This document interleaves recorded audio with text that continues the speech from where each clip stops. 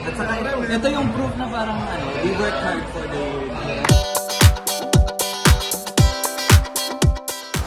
Sobrang nakakatuwa po and sobrang happy talaga sobrang blessed namin na nakasama kami sa Magpasikat, which is pinapanood na namin siya before. Yeah, we're so blessed na pili kami.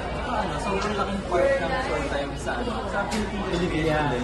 And sobrang saya din na for their 60th anniversary ng mga performances. Nakasama nga kami this time.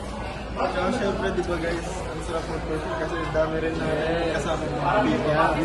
Grabe energy. Grabe yung masahan ng energy kaya. Enjoy na kami. Actually, bukod sa syempre mag-suspend kami ng Christmas with our family. Pero habang hindi pa kami dito Christmas break, tuloy-tuloy pa rin kami sa preparations para sa album namin next year, January. Kasi yung magiging Pasko namin is magiging nagpaghahanda para sa New Year gift namin sa mga supporters namin. Kasi maglalabas kami ng first album namin sa January. Ang daming ko. Pinaka-memorable blessing para sa amin is yung nag-debut kami as a group. Yun talaga yung pinaka-tumatak sa amin. Naging core memory na. Yung nagsimula din. At saka ito yung proof na parang we work hard for the year. Thank you po kasi may mga tapos mga issues make us feel we're ready.